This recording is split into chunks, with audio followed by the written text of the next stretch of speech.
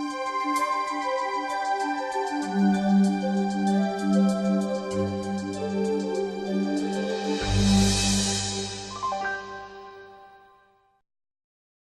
you very much to CANON for the invitation to be here in this beautiful city, in this beautiful restaurant, and having a lovely meal with you. So thank you very much. And also, I'm very pleased to see CANON supporting conversations in education. So thank you. For this particular talk today, I'm actually going to focus on one thing. It's obviously a short talk, and data's a big topic. So I'm going to talk on making a difference for student achievement. I'm going to talk about different types of data we have and their purposes.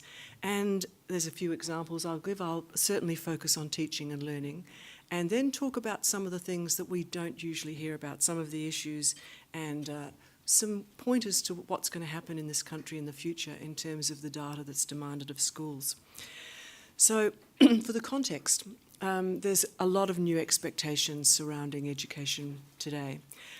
First of all, for every government across the developed world, the emphasis is on school improvement, continual school improvement. And that's gauged and calibrated through student learning achievement, primarily through standardised testing and test results. We now have the sense that every student's learning is important, learning will be individualised, and that we won't have any students failing. So when I went to school, and there was the old bell curve of, a few very bright students would do very well, and then most would be in the middle, and some would be tailing off at the end and failing. It's no longer appropriate. Every student, despite their abilities, will learn to their optimal level is the expectation.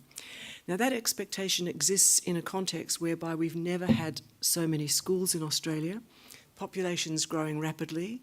In some places we can't build schools fast enough, and no sooner as they're built, there's transportable buildings on them. The student population is incredibly diverse in terms of levels of ability, languages, religion, culture, socioeconomics. And so actually tailoring learning for individuals is quite a difficult task. At the same time, there's an increasing push around the world for schools to be autonomous, that the people who are in the schools are the people who best know the decisions that need to be made for students to best cater for them. And hence, autonomous schools is a bit of a risk for education systems and departments. And so there's a big emphasis on school leadership, including education business leadership, and then the governance area, where mostly parents have a bit of an accountability role for schools at that local level as well. So a focus on leadership, particularly towards learning, and then we have a far more informed population than we've ever had. As the consumers, in inverted commas, of education, they're demanding more transparency so that they actually know what's going on in education, and in this case in schools. So things like the My School website we have. Now, there's many purposes for data. And if you go to any education system in this country, in any state, there is a website about what they expect of data. And you'll find these sorts of things in there. Basically, it's about efficiency and accountability. Sometimes it's about tracking policy or determining where there are areas where we need policy. And I suppose the kind of data that's collected from schools is also supposed to incentivise that improvement that governments are looking for. And sometimes it's used to judge our performance and through making comparisons as well, particularly schools to schools. So the kind of data that I'm talking about there that you'll find on the websites, very few of those kind of sources of data are about student learning. Most of them are about running the organisation, they're about legislation, they're about compliance, how we are expecting education institutions to run, they're about audits, they're about general administration. And here's the kind of range of things that they talk about: our duty of care, occupational health and safety, all of those sorts of things you'll find on the websites. So for New South Wales, at the bottom of that slide there is the website address for the education department, the state education department. And I must say, when I was a school principal for 15 years, I probably didn't realise quite the accountabilities that were expected of me. These websites, since I've been preparing this talk, they're worth keeping an eye on because they do change. And on those websites are things like the code of conduct for data, the storage of data, how long we store data for. For different types of data, there's different lengths of storage. How long, where you actually store it, who gets access to it, where you get the permission to get access. There's a lot of information about privacy, IP, copyright, but also how data are expected to be destroyed. So that's a website worth watching. Some of them have the uses of data on it, particular reports that are made from the data collected from schools. But now that we've got this ubiquitous data, big data, data analytics, this space will change very rapidly. So vertical data is the kind of upwards data. It's our accountabilities upwards to systems, to governments, to education departments. And but we can use a lot of that data for ourselves. A lot of the time we see it as that data that's a bit of a nuisance to collect. But we obviously owe it to ourselves to use it for our own professional learning. There's a lot of information in that data about our students. But I think we've also got a role as educators to educate other people as to what that data's about. And particularly, for example, governing councils, boards and councils.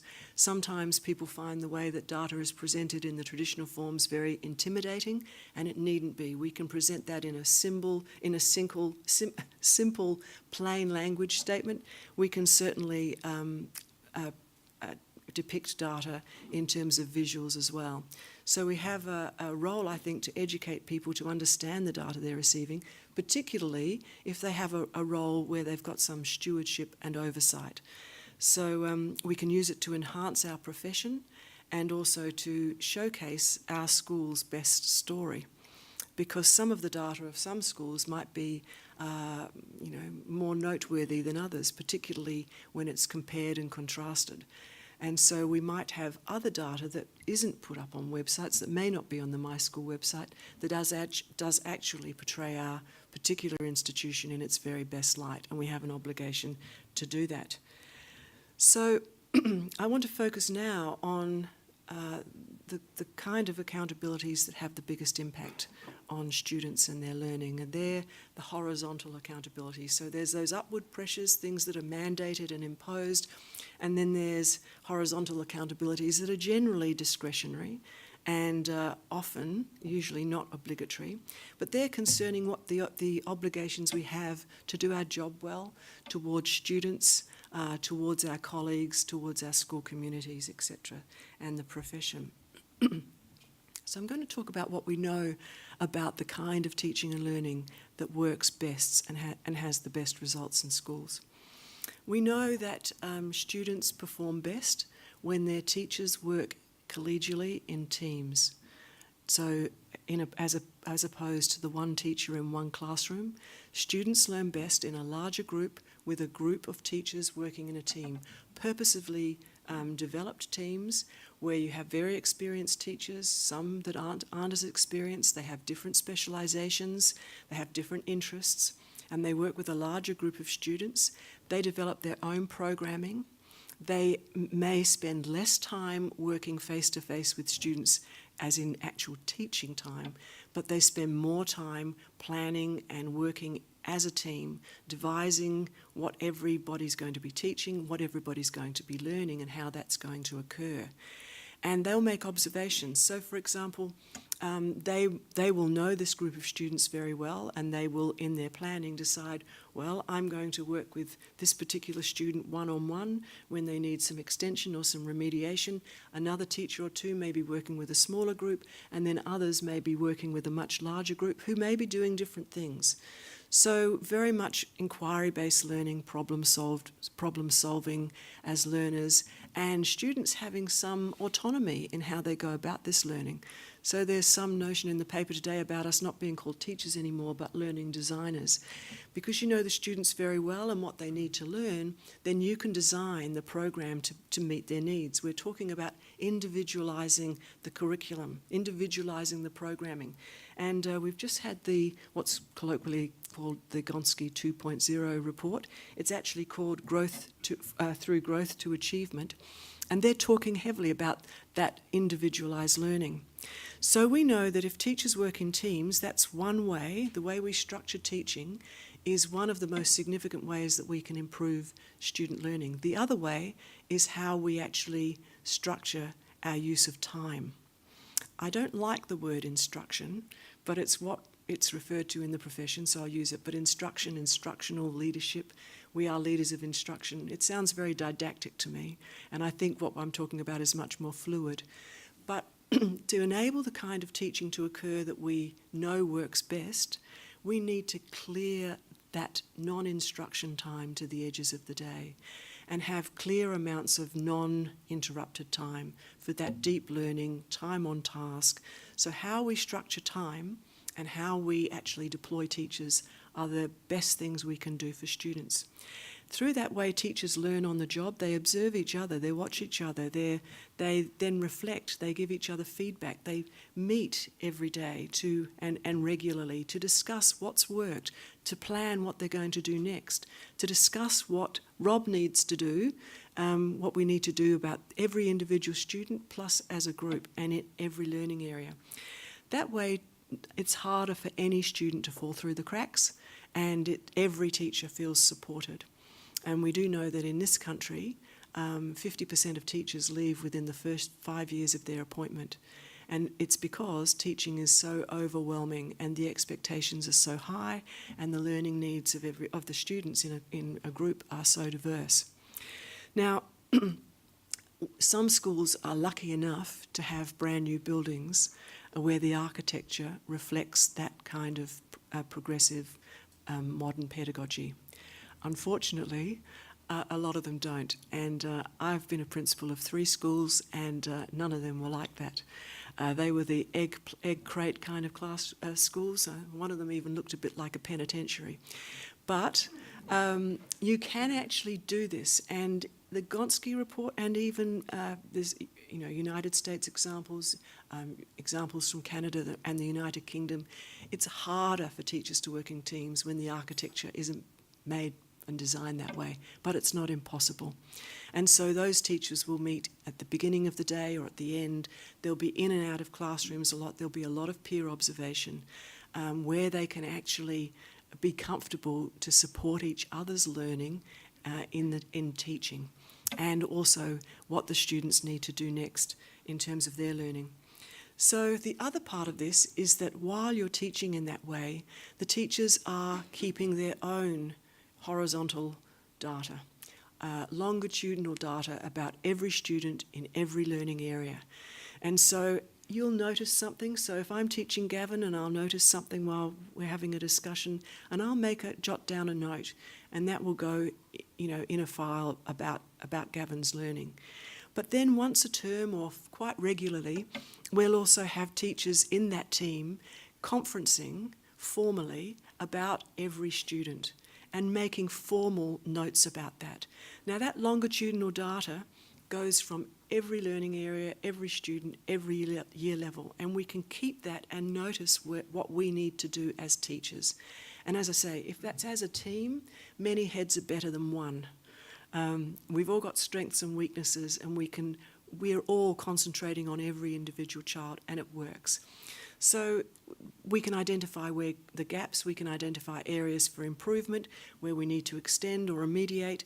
We can actually look at whether we've put interventions in place, whether they're working or not, and we can see the achievement trends, the growth over time.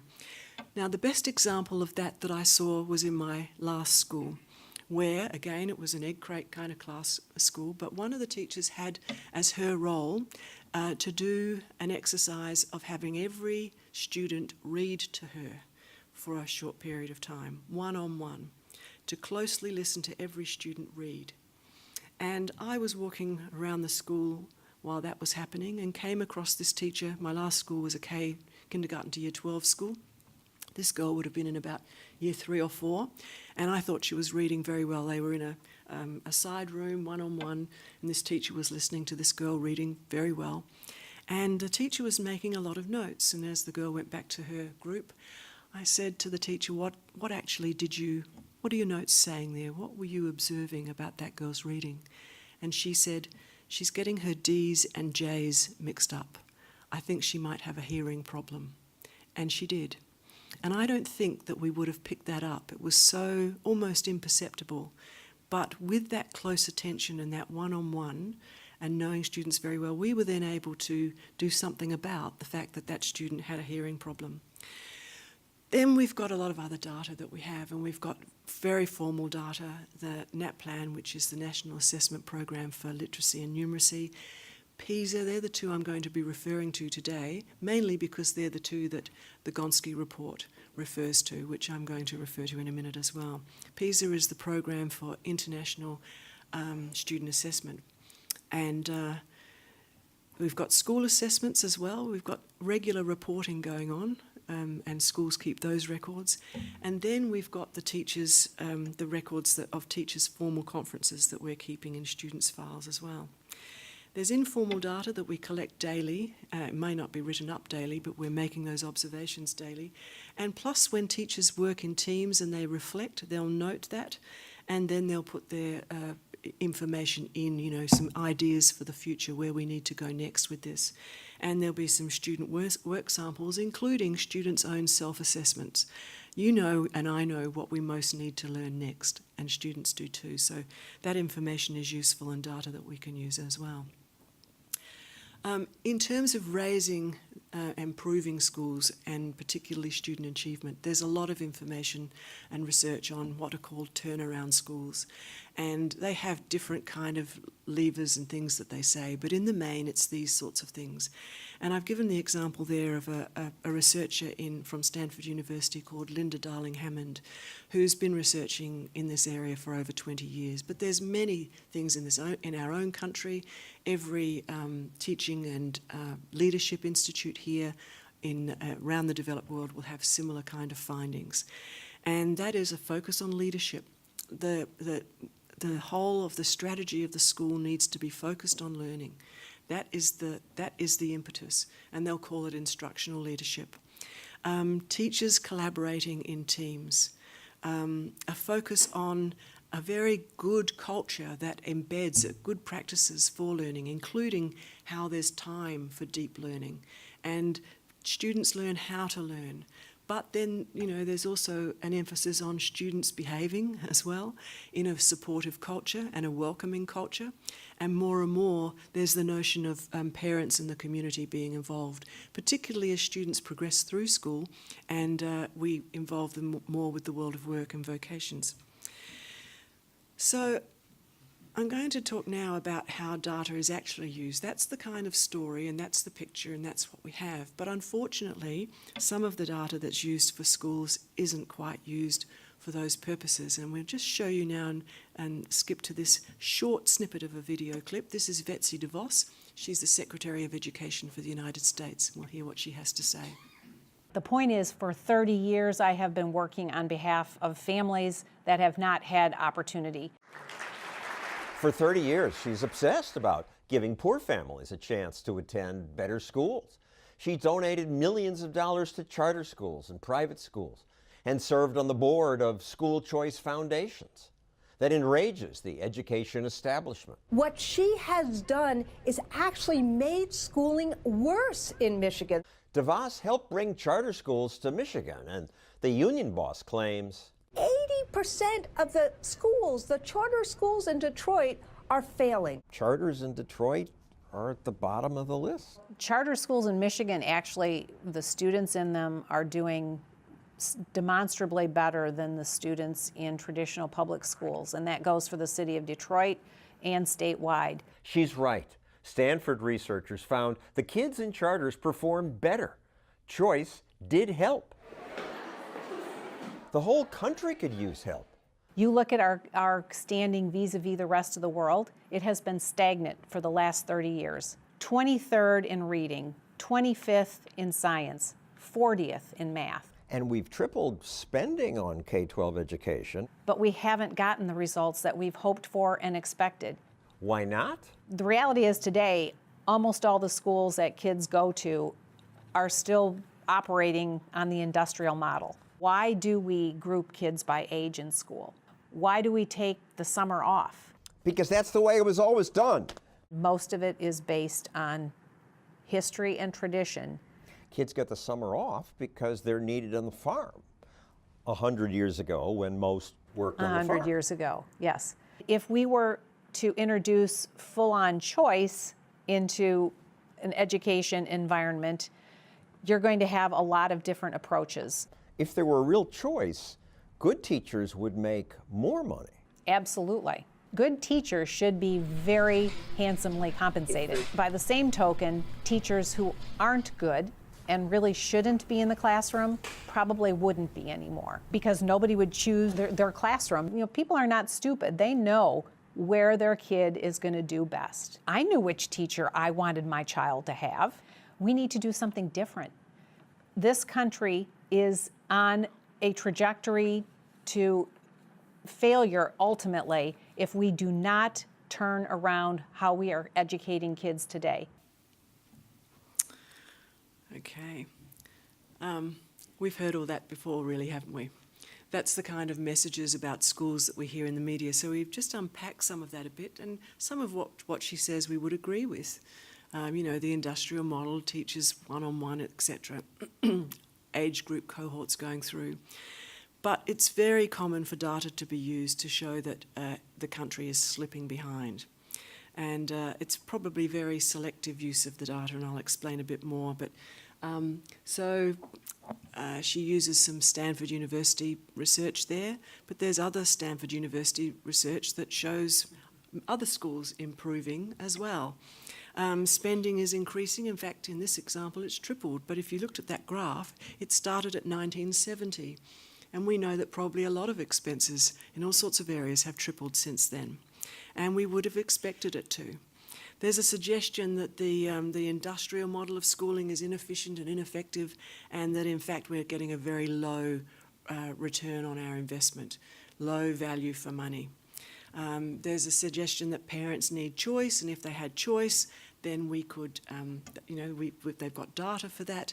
Schools could then be flexible, autonomous to make decisions to meet customer demand, and we would obviously look at that story about teachers' pay on results. They're very common kind of themes to come out of data. So what about our own country? And we'll look at, again, some information that's used to support and comes out at the early sections of the recent Gonski report, which is through Growth to Achievement, which was released in March this year. So I'll just tell you what these are. Well, first of all, this one's from the PISA rankings. So PISA is the Program of International Student Assessment. This is from 2015 compared to our results in 2000. And the heading is Australia's international ranking has noticeably dropped since 2000. And you can see the rankings there for reading literacy, mathematics and science. Now, PISA is run by the OECD. It is a test that is released every 3 years, administered every 3 years to 15-year-olds in maths, science and reading literacy. And then from that we get these rankings. A whole lot of the areas of the curriculum aren't gauged, obviously, and Australia is supposed to have slipped. Now, from the time these rankings occurred, obviously there's been a lot more notice paid to this. And some countries participate as an entire country. In others, it's a city. For example, it's not China, it's Shanghai, and it's Hong Kong. So there's some, those sorts of factors have to be taken into account before you can say we've actually dropped internationally as a system of schooling. What happens invariably is that the highest school, the highest country, is then compared to us. Now, it used to be Finland. Do you remember when that was? Not long ago. Now it's Singapore. And so you can see that the mean for one country is ahead of ours. And then looking at NAPLAN, now this is interesting use of how the NAPLAN data, this is year 3s to 5, and it's from 2014 to 16, comparing those two. So this shows that some schools have not progressed. The students in those cohorts have not shown a demonstrable progression from one test to the next. And so this is a slide that's suggesting that around 30% of primary schools are cruising. So as you can see, and if this is coming out now for our Gonski material, then obviously there is that push for, as it's stated there, individualised learning. My issues with using data in this way are many. First is that there's a complete elision of context. And we know that schools are not all on a level playing field. I've never lived in Sydney, but I know you know the leafy green, well-heeled suburbs with parents who are probably highly educated with good jobs.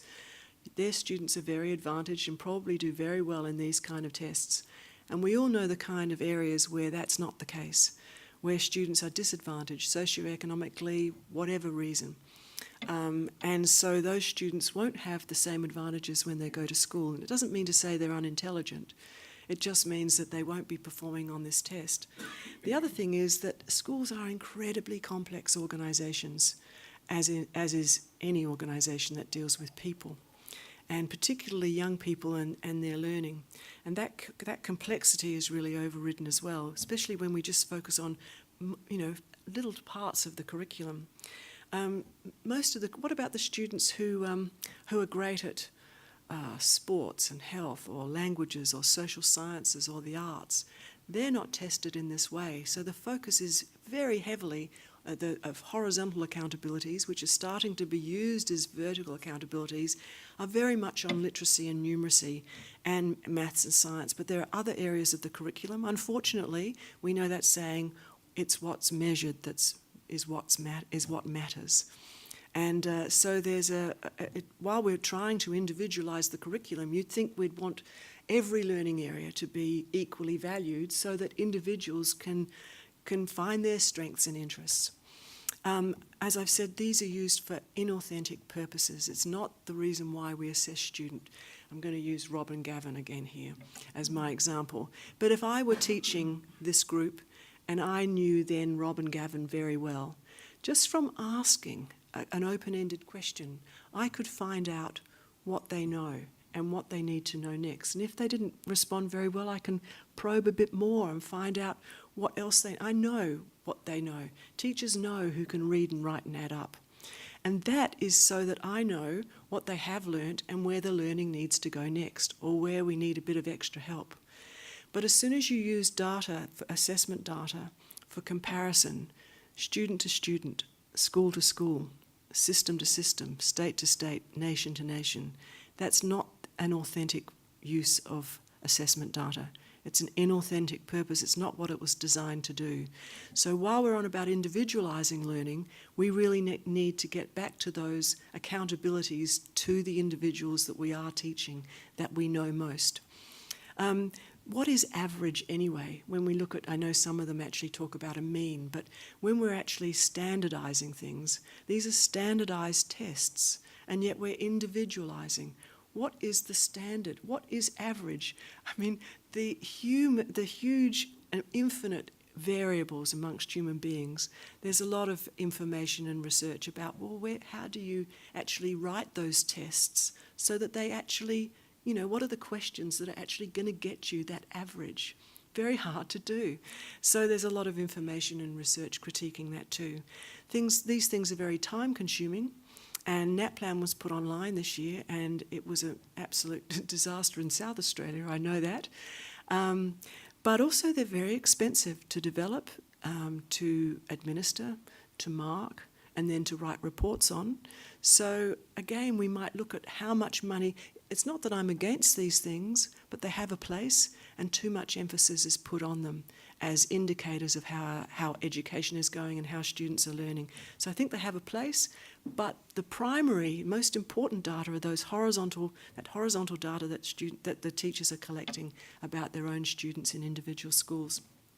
The other thing is that the real story about schools is then out of the school's hand. And then there's unintended consequences when it portrays some students very negatively and their schools and their school communities. Now, I'm going to just change a bit here just to say that a report such as the Gonski report, and I'm going to talk about where data might be heading next, comes from the federal government. But constitutionally, education is not a federal issue. Constitutionally, in this country, education is a state-based issue. So we have state education systems. But of course, the federal government wants to muscle in. It's because education is of national importance. And now we know as soon as there's an election, it's a major hot-button issue for campaigning. And so the reason why is, if you look at, say, any Productivity Commission report, is that education is seen as a major plank by which we're not only an educated citizenry, but we can contribute to the nation's economic international competitiveness and the nation's productivity. But while our economy is also changing from an industrial base, manufacturing base, even agricultural base, while that's changing and manufacturing's offshore, we're now looking at, governments are looking at us being a knowledge economy and us being knowledge workers. And in addition, education is a commodity in and of itself. It's Australia's third largest export earner. It's big business. And so, of course, it's an area that is of prime importance at every level of government in this country. So what might we expect next? And again, I'm drawing on the latest Gonski Committee report, because these are recommendations that have been accepted, and both of the major parties in this country have used Gonski committees and their recommendations, and so these might be things, it might portend what we might see next. And what we're going to see is, and I've just picked out a handful of the 23 recommendations. And the first one is to embed a focus on individual student achievement with the expectation that each student should achieve at least 1 year's growth throughout each year of schooling. So we get a sense there is that focus on the individual, and now how we're going to maybe have to measure how they grow in every learning area for at least 1 year's growth. Those things are going to have to be determined. So we can see some work coming up there. The next recommendation is introduce new reporting arrangements with a focus on both learning attainment and learning gain. So, not only what students have learned, but what's the gain since we last reported. That's very different. And so that data will be something that's a new expectation for schools. The fifth recommendation is that the Australian curriculum be restructured or revised so that the Australian curriculum progressively, the structure of the Australian curriculum is to present the learning areas and general capabilities as learning progressions. So in other words, unpacking those capabilities and those learning areas into progressions so that teachers can actually see probably where they are. So an interesting change there. The next is what I've been talking about, where it's to accelerate the development of contemporary pedagogy based on collaboration, mentoring, observation and feedback, and incorporating these practices into the core role of teachers.